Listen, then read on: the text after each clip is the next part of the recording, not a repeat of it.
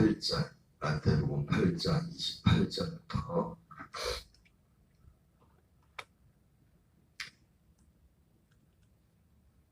마지막 절까지 참 목소리로 공부하겠습니다.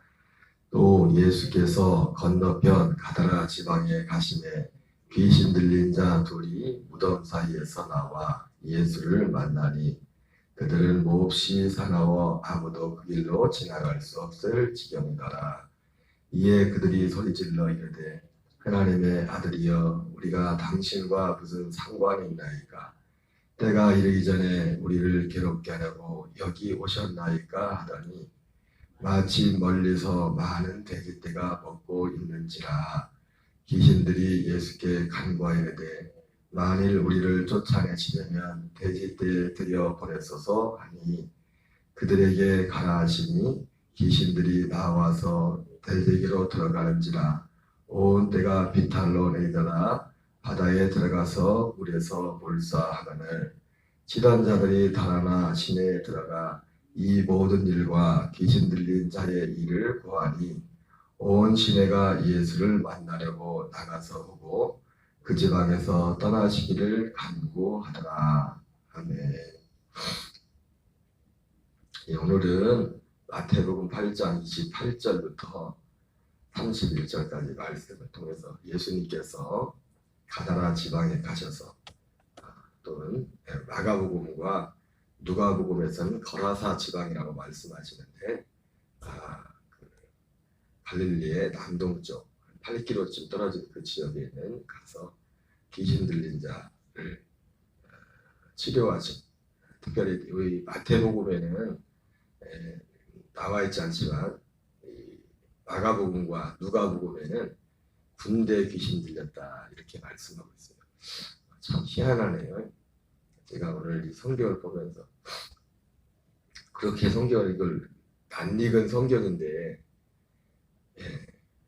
오늘 처음 본 게 있어요. 이거 보면서 저는 저만 그랬나 다른 분들도 모르겠는데 성경을 읽다 보니까 왜 그랬을까?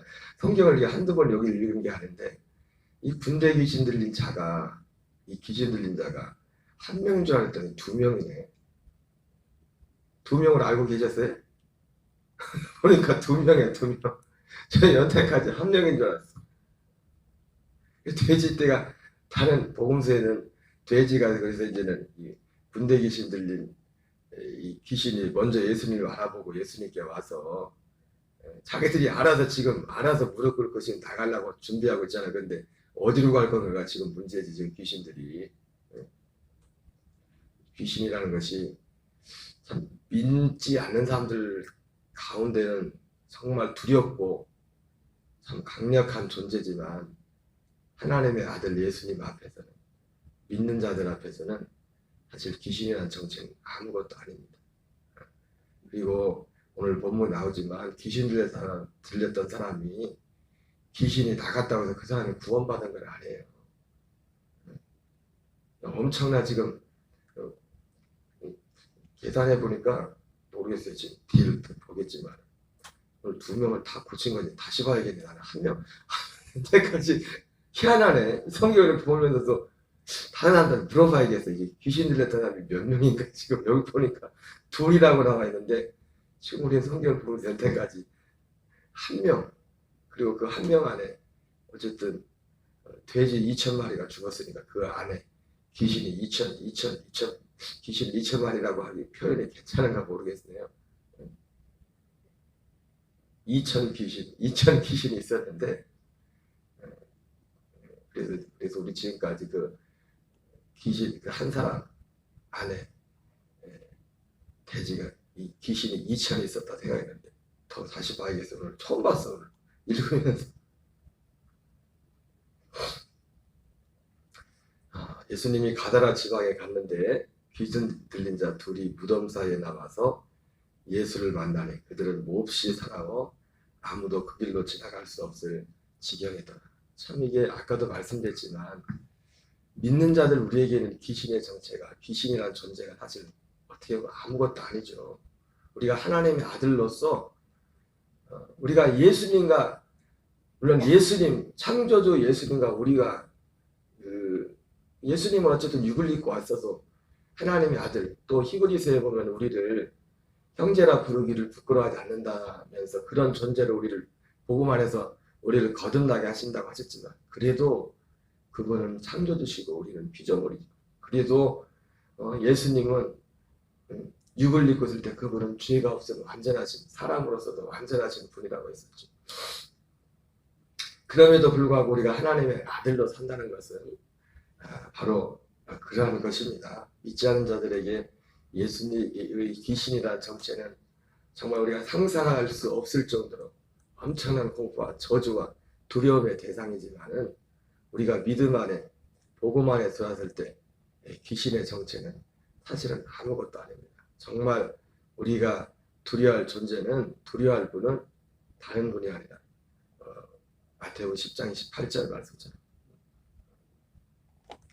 몸은 죽여도 영혼을 죽이지 못하는 자를 두려워하지 말고 몸과 영혼을 능히 지옥에 멸하실 자를 두려워하라, 이렇게 말씀하신 것처럼 정말 우리가 두려워하고 경외해야 될 분은 우리 주 예수 그리스도와 하나님 아버지 뿐입니다. 그래서 오늘 보니까 저도 뭐 귀신 들린 사람들을 많이 보지는 않았지만, 만나지는 않았지만은 참 귀신 들린 그분들 앞에 이 귀신이 들어가면 한 가정 박살나는 거 아무것도 아닙니다. 한 가정. 저희 가정 같은 경우도 저희 누님이, 우리가 예수님 안 믿고 있을 때 했지만은 저희 누님에게 우리 집안이 완전 다 올 수도. 물론 그 기간에 짧아서 참 감사드립니다. 짧았던 1년을 만난 것 같습니다. 1년 안에 어쨌든 좋은 분을 만나고, 또 이모부님을 통해서, 이모부님 누님이 이제는 맡아주셨으니까 그 사랑으로 1년 동안 끌어안고 기도하시고 같이 되고 있어서 그렇게 만나서 그렇지, 모든 사람이 어디 갔다고 금방 또 다 치료받는 것도 아닌데 어쨌든 가만히 보니까 진짜입니다. 이 귀신, 한 가정에 누군가 이 귀신의 역사가, 물론 항상 말씀드리지만 이 귀신이라는 존재는 어떤 면에서는 지금도 믿는 자들 안에도 들락날락해요. 뭐 저는 사실 가만히 생각해 보니까 이 귀신 들렸던 이 귀신의 역사에 관계되었던 분들을 만나서 직간접적으로 도움을 줬던 분들 보니까 다 믿는 사람이에요. 보니까 지금 생각해 보니까 그것도 둘, 지금 기억하는 분은, 지금 제 기억 속에 있는 안 믿는 귀신 들린 사람 도와준 게 아니라 가만히 생각해 보니까 믿는 분들, 하나는 신학생이었고 하나는 오늘 집사님이었고, 하나는 신학생은 갑자기 모르겠어요. 그걸 그냥 내버려뒀으면 어떻게 됐는지 모르겠어요. 결과는 모르겠지만은 뭐 그 짧은 시간에 일어났던 거였으니까, 신학교 들어왔던 그 신입생이 귀신 들린 것도 몰랐죠. 그냥 갑자기 잠자는데 밤 11시가 12시 우리 다 기숙사에 있었는데 막 소리 지르고 해서 다 가봤더니 막 그냥 앞뒤 없이 울기 시작하고 막 뭐라고 하는데, 조금 진정을 시켜가지고 진정이 됐는데, 진정이 됐어도 이제 너무 그게 이제 심하다 보니까 다처지 정도 듣기도 했지만은, 그래서 병원에도 데려가요. 그래서 병원에 한번 가봐야 될 것 같다. 의견이 모아져서 이제 병원에 가려고 하다가 바로 옆에, 기숙사 옆에 병원이 있었으니까, 아주 큰 병원은 아닌데 그래도 작은 병원도 아니었어요. 근데 갑자기 저도 내가 뭐 어떤 신통력이 있어서 그랬던 것도 아니고 그냥 지나가는 말, 누구요? 이렇게 물어봤는데 갑자기 막 눈빛이 막 바뀌면서 그때부터 사단이 일어난 거예요. 너 누구냐? 나도 놀라고 귀신도 놀랐을 거야. 너 누구냐? 해가지고 그래서 그 주변에 여러 사람들이 있었는데 신학생들이죠. 다. 주로 이제 거기 모였던 거는 그 신입생 동기들 모였어. 동기들이 제일 많았던 것 같았던. 한 10명 정도가 그 조그만 기숙사 방 안에 평들로 앉아가지고, 그리고 우리 저하고 이제 선배들 몇 명하고 이렇게 있었는데 모르겠어요. 어쨌든 그래가지고 귀신은 저한테 들켜서 그랬는지 나는 잘 못 쳐다보더라고. 나는 자꾸 피하려고 하고 저도 성경에서 듣기만 했지 그걸 직접 이게 귀신이 읽은 걸 처음이었거든요. 그때 처음이었었는데 뭐 저뿐만 아니라 다른 그 후배들도 이제 신입생들도 그렇게 거기에 목사님 아들도 있었고 뭐 어쨌든 신학교 올 때는 우리 요즘하고 그때하고는 좀 다르겠죠. 신앙도 요즘 신학교가 지금 다 미달이나 큰일이야. 신학교를 안 가요. 신학생이 정말 무대받는 시대가 왔어. 신학교 가려면 지금 가야 돼. 사람이 없으니까. 교회에서도요, 모르겠어요. 이제 교단마다 다르지만, 다른 교단도 마찬가지예요. 광주만 해도요, 얘기가 딴 데로 나가. 신학생들이 교육전 전설 이쪽에 안 와요. 올라올 안 해. 사람도 없고. 저기 청주만 해도 사람을 못 구해, 사람을. 교육전사를 못 구해가지고, 물론 다 못 구하는 건 아닌데, 우리 이한규 전사님만 봐도 지금 대학원을 이제 졸업하고 정상생 같으면 지금 이제 뭐 내년 1년쯤 뭐 좀 있다가 가신다고 하긴 했는데 신학생, 신학교 가는 사람도 없고 가려고 하는 사람도 없고 신학교 나와도 다 목회를 하는 것도 아니고 지금 문제가 보통 문제가 아니에요. 지금 그만큼 교회도 많이 악화됐다는 거지. 신학생이 교회 가운데서 신학생이 나오는 거잖아요.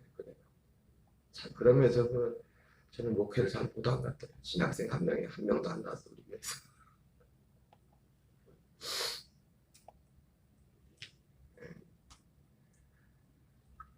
그래가지고 지금 근데 신학생들만 봐도 그때 신학생들하고 지금 신학생들하고 다르단 말이에요. 믿음이 그러잖아요. 신앙이 다르단 말이지. 목사님들도 그때 우리 선배 목사님들 목회할 때 물론 모든 분들이 그런 건 아니죠. 상대적이겠죠. 근데 전체적인 추세를 볼 때. 근데 어쨌든 그 신학생들 중에서 뭐 어떤 애는 귀신이 아예 이름까지 부르면서 막 안 오게 하니까 막 진짜 보니까 벌벌벌 떨고 있어. 우리 후배가 그 귀신이 뭐라고 하니까 니한테 내가 들어갈 거야 막 그러니까 막 벌벌벌 떨고.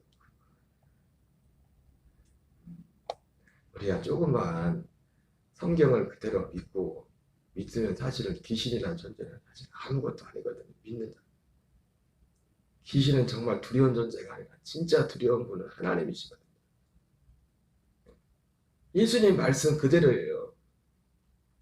몸은 죽여도 영혼을 죽이지 못한다는 두려워하지 말고 정말 우리 몸과 영혼을 지옥에 면하실 자를 두려워하라. 그런데 이 하나님을 모르니까 하나님을 모르는 자들에게 있어서 이 귀신이라는 존재는 치명적인 겁니다. 치명적. 모르겠어요. 그 후배가 물론 지금은 목사님 되셔서 목회 저보다 더 잘하죠. 그걸 어떻게 있지만 그분은 서울 가서 목회하고 있으니까 제주도 목회하다가 서울에서 청빙 받아서 목회하고 있으니까 그 귀신 들렸던 후배님은 근데 지금도 이해가 안 돼요. 그렇다고 내가 볼 때 그 믿음이 저기 한 분도 안 했었는데 어떻게 귀신이 그 안에 들어갔을까? 그리고 지금도 의문이 그 귀신을 저도 모르게 제가 그냥 내버렸으면 귀신 들린 것도 몰랐을 거 아니에요. 그게 귀신 역사였는지. 잠잠해졌었으니까 잠깐 좀 온전하지 못했지만 그걸 그대로 놔버렸으면 아무도 모르었으면 어떻게 했을까? 지금도 그건 궁금해요. 어쨌든 우여곡절 그때 또 사감 목사님도 오셔서 기수사 사감 목사님이 부흥에 많이 나신 귀신 쫓는 분이셨거든요. 또 그분도 오셔가지고 예, 우리가 쫓아내지 못했어. 마치 제자들이 신음하듯이 나가는 신용했는데 나갔다 또 가만히 보니까 또 들어왔어. 그래서 지금 마지막에 그 목사님이 오셔서 같이 해가지고 같이 쫓아냈는데 모르겠어요. 요지는 뭐예요? 이 귀신이라는 존재 자체가 믿지 않는 자들에게 모르는 자들에게서는 너무나 두렵고 강력한 존재. 그리고 우리가 생각하는 상상 이상은 아까 말했잖아요. 한 가족의 귀신이 한 가족의 한 사람만 붙잡아봐요. 그 가정 박살나는 건 순간이에요. 왜? 다 거기에 매달려야 되는데 나 모른 체하고 그냥 다 자기 할 일 하겠어요. 오늘도 모르긴 몰라도 그런 가정들이 많을 거예요. 그리고 모르긴 몰라도 이 정도는 아닐지라도 여러분 알코올에 중독돼서 그거 처음엔 자기가 한 것 같지만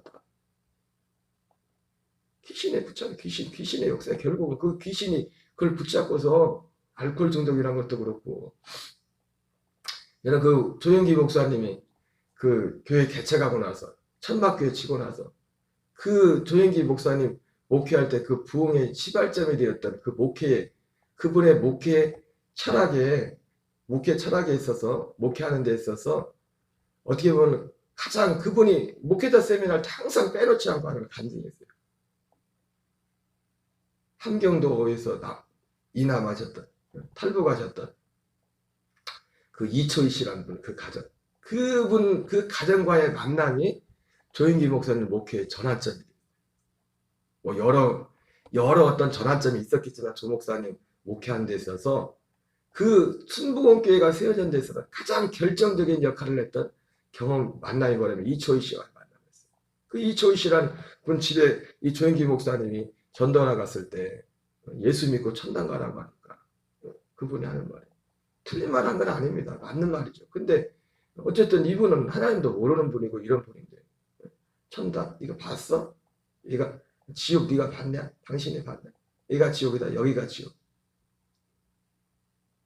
그 남편도 그렇고 자식들도 그렇고 남편 알코올 중독에다가 애들은 뭐 먹을 거 없어도 그렇겠지만 맨날 소매치기나 이런 거나 집안에 하던 그래서 한참 있던 조혜기 목사님이 이초희 씨 만나 얘기하다가 전도하러 갔다 자기가 전도를 당했어요. 맞네 맞아. 지금 예수 믿고 죽어서 천당 가는 게 또 중요하지만 물론 제일 중요한 건 예수 믿고 천당 가는 거죠. 그래서 사실은 우리가 이 복음을 전함에 있어서 그리스의 복음을 전함에 있어서 이 귀신을 쫓는 것, 이 귀신을 쫓는 일과 복음을 전하는 것은 하나입니다. 사실 하나. 귀신을 쫓아내지 않고는 모든 사람이 귀신 들린 건 아니지만 이 귀신을 쫓아내지 않고는 예수님도 마태복음 12장에서는 강한 자를 결박하지 않고서는 그 집안의 세간을 늑탈할 수 없다는 것처럼 그들을 잡고 있는 귀신을 쫓아내지 않고는 그 사람들에게 복음을 전할 수가 없어요. 그 영혼을 주님께로 인도할 수 없다고 어떤 면에서.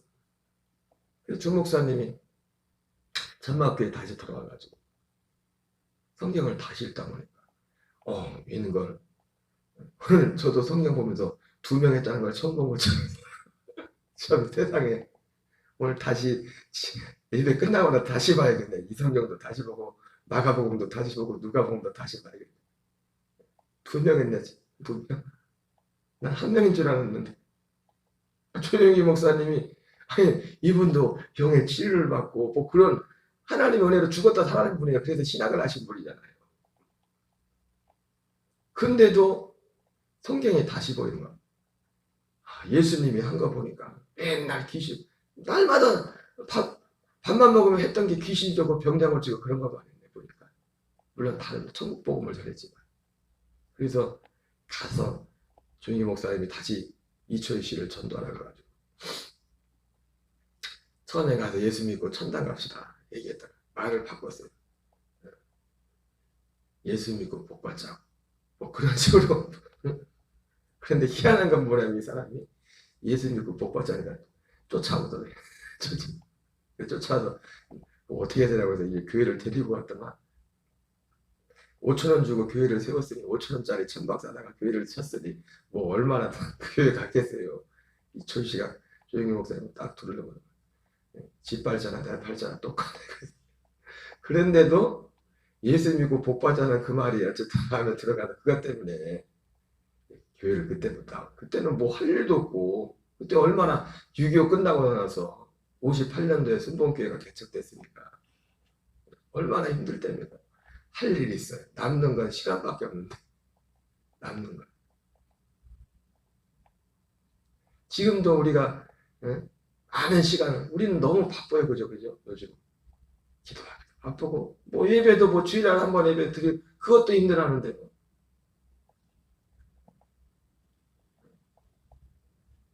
참 예전에 선한목자 교회에서 파송된 선교사님이 이제 안식년에 들어왔다가 그런 말씀을 하셨더라고. 참, 내가 선교지에 있다가 여기 와보니까 여긴 참 예수 믿기 힘들다. 너무 유혹하는 게 너무 많아. 너무 즐길 게 너무 많아. 그걸 피부로 느끼는. 우리는 항상 여기 사니까 아무렇지도 않게 생각하는데, 그리고 우리의 신앙생활이 그냥 정상적인 것처럼 생각할 수 있겠지만 어떤 면에서는 그때가 예수 믿기 훨씬 좋아. 우리 즐길 게 없어, 즐길 게. 그러니까 매일 와서 교회 와서 기도하는 거야. 기도. 한 40일쯤 기도했는데 판단 중에 어쨌든 그 집안에 이 귀신이 나가. 그래서 그 남편에게서 이 술마비, 술귀신, 이 알코올이 처음엔 내가 먹지만, 그런 말 있지 않습니까? 처음엔 내가 술을 먹지만 술이 나를 먹는다고. 그것처럼 처음에 내가 이걸 했지만 그걸 귀신이 딱 잡아버려. 귀신이 하는 것 자체는. 그래서 이제는 40일 정도를 어쨌든 아침 저녁 어쨌든 거기 뭐 기도 그때는 뭐 조영기 목사님 같은 경우도 뭐 그분은 겸손의 표현이겠지만 믿음이 있어서 금식한 게 아니라 먹을 게 있어야 뭐라지, 금식하는 시간이 더 많아서 예수님 말씀한 것처럼 기도와 금식에는 이런 이유가 나갈 수 없다고 말했던 것처럼 지금도 어디 여기 전남 어디에도 보니까 얼마 전 유튜브에서 보니까 어떤 목사님 보니까 40일 금식을 몇 번 했더라. 10번도 더 하신 것 같아. 금식을 얼마나 많이 했는지. 혹시 금식 기도에는 능력이 있겠죠. 그런 능력이 나타나겠죠. 그래서 그 집안이 어쨌든 조인기 목사님 그 복음의 그 가르침대로 영혼이 잘 되고 범사가 잘 되고 그런, 그러니까 결국 그 가정도 그냥 내버려졌으면 그 가정도 귀신이 결국 그렇게 만든 거잖아요. 귀신이나 존재 자체가 믿지 않는 자들에 의해서는 엄청 두려워, 어떻게 할 수 없는, 어떻게 손쓸 수 없는 그런 강력한 존재. 그러나 이 귀신이라는 존재가 예수님 이름 앞에는, 예수님 앞에는 사실은 아무것도 아닌 것은, 무용지물인 것은, 적어도 내 개인에게 있어서 내가 진리 안에 믿음 안에 있을 때 이 귀신이라는 존재는 아무것도 아닌 것입니다.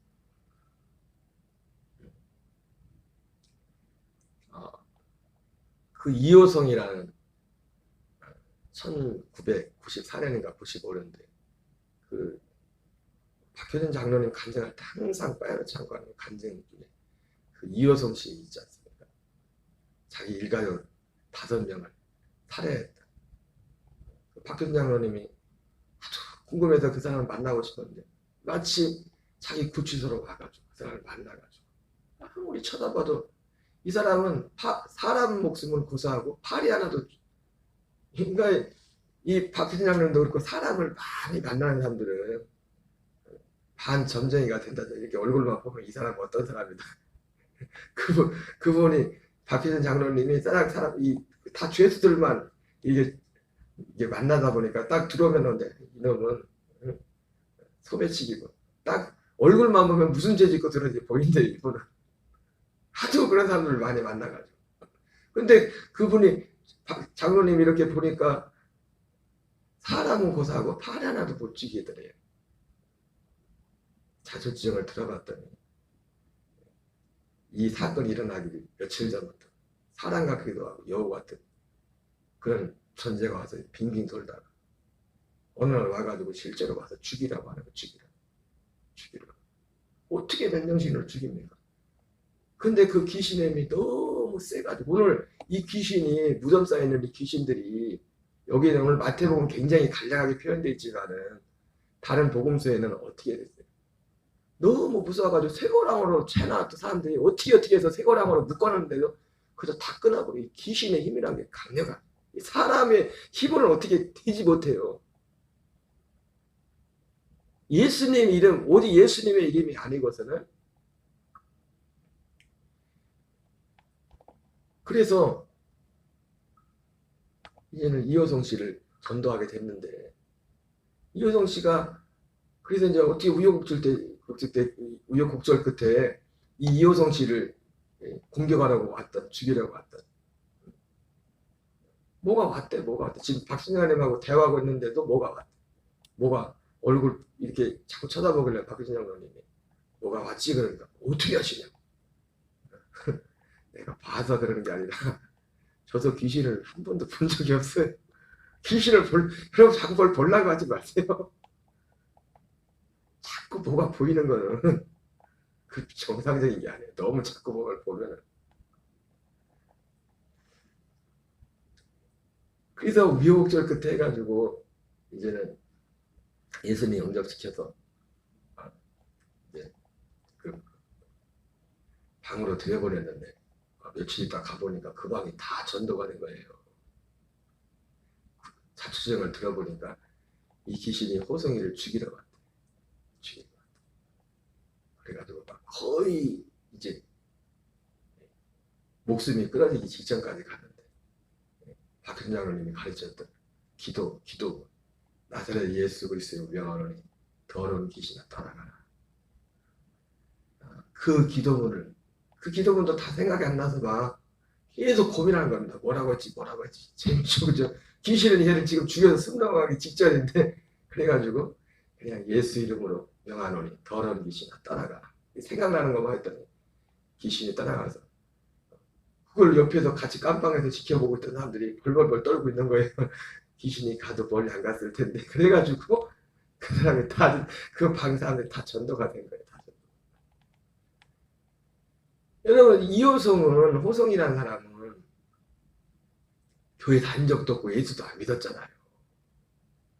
근데 그 짧은 시간 이분한테 전도를 받고서 자기가 가족을 5명을 죽여, 아무리 귀신이 시켜서 그랬지만 자기가 가족을 5명을 죽였다는 그것이 양심에 그걸 어떻게 떨쳐버리겠어요. 그리고 자기 손으로 죽였는데 자기 손으로 얼마나 귀신이 힘이 있는지 사람들도 의아해했대. 나중에 보니까 그 가족을 죽여가지고 그 마당에 다 매장을 했거든요. 근데 그게 포크레인으로 파야만 그걸 파가지고 누를 수 있지. 사람이 정상적으로 해가지고 그 땅을 파서 그만큼 하는데 그 짧은 시간에 그걸 할 수가 없대. 그 시간 어떻게 했냐고 했더니 그 파는 걸 귀신이 도와주더래. 뒤에 도와주니까 포크레인으로 파는 것처럼 금방 파가지고. 여러분 우리가 그리스도 안에 있지 않으면 제가 아까 말했잖아요. 적어도 제가 만난 2사람은 예수 믿는 사람들이었어요. 귀신의 역사. 하나는 예수 믿는 신학생이었고 한 분은 교회에 오래 다녔던 오래 다닌 신앙생활. 물론 다른 면으로 역사했지만 질병으로 역사했지만 우리가 그리스도 안에 예수님 안에 있지 않으면 언제 어느 때든지 어떤 모양으로 든지 귀신의 공격을 받을 수가 있어요. 예수님 안에 있습니다. 그러나 이 귀신이라는 존재는 사실은 믿는 자들 앞에는 아무것도 아니에요. 귀신의 존재. 그렇게 강력한 존재인데 예수님 앞에 지금 알아서 나를 괴롭게. 지금 귀신은 사람들을 괴롭히는 존재인데 거꾸로 귀신이 뭐라고요? 나를 괴롭히려고 왔습니까? 나를 괴롭게 하려고 왔습니까?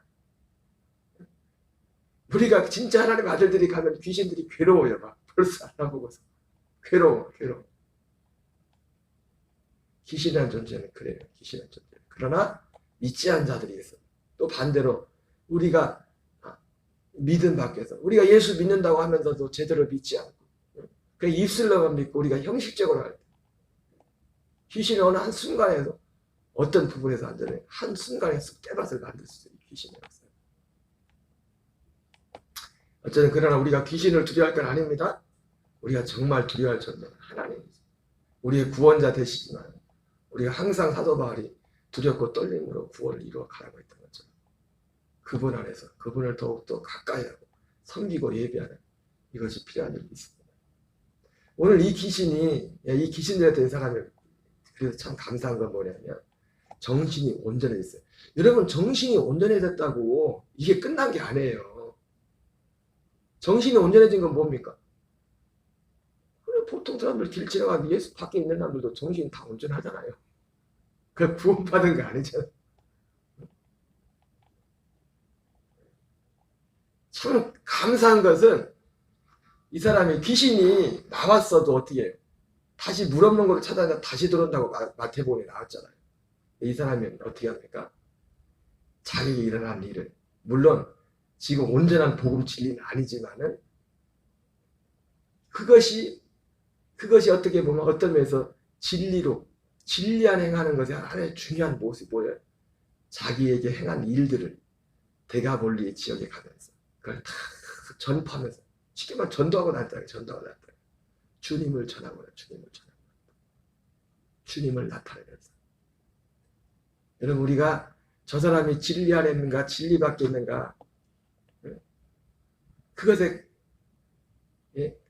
가장 큰 열매 중에 하나가 뭐냐면 지금 그 마음에 예수님을 전하고 싶은 그 소원이 있는지, 예수 사람들을 만나면 예수님을 전하고 있는지. 여러분, 우리가 전도하자는 건 큰 죄예요. 아니, 내가 복음을 전하지 않고 있다면 내 마음에 이 예수님을 전하고 싶은 그런 갈망과, 우리의 제1의 기도 제목은 전도가 돼야 돼. 전도가. 그것도 가장 가까이서부터. 멀리부터 갈 거 없어요. 가장 가까이 가족부터. 가족을 향한, 우리 가장 가까운, 가장 사랑하는 가족들을 향한 제1번의 기도 제목이 전도와 그들의 영혼을 위한 것이 되지 않는다면 내 믿음도 의심해봐야 돼요. 내가 어떤 믿음 안에 있는지, 어디에 있는지. 아무쪼록 오늘 이 말씀을 보면서 이 귀신의 실체에 대해서, 그리고 우리가 이 예수님도 진짜 복음이 전해지는 곳마다 이 귀신을 쫓아내는 일이 있었던 것처럼 우리가 이 믿음 안에서 이 진리 안에서 행하시는 저와 여러분 되시기 바랍니다. 주기도문으로 마치겠습니다. 하늘에 계신 우리 아버지여, 이름이 거룩히 여김을 받으시오며 대신 하늘에서 이루어지는 것 같이 땅에서 이루어지이다. 오늘날 우리에게 일용할 양식을 주옵시고, 우리가 우리에게 죄진 자를 사하여 주는 것 같이 우리의 죄를 사하여 주옵시고,